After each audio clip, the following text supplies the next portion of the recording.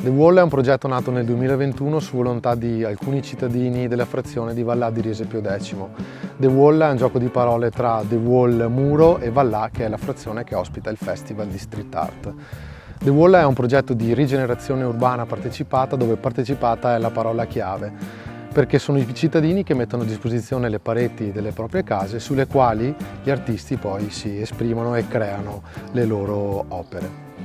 La stagione 2024 è già partita, si sono concluse le prime due pareti, la prima ad opera dell'artista sardo Tellas, la seconda dell'artista torinese Pixel Pancho.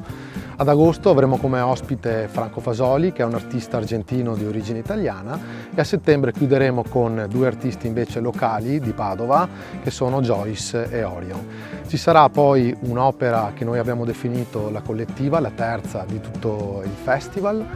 che vedrà i cittadini come i protagonisti di questa opera, perché saranno loro chiamati alle arti e saranno loro a dipingere come dei veri e propri artisti.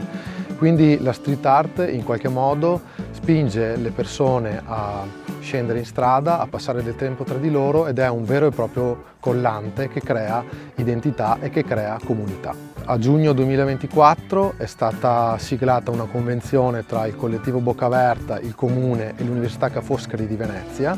in particolare con il Dipartimento di Scienze della Conservazione del Patrimonio, e ci sarà a livello universitario una raccolta di dati su come i materiali reagiscono, ad esempio nei confronti delle attività atmosferiche, per capire se sarà possibile mantenere il più a lungo possibile queste opere d'arte nel tempo.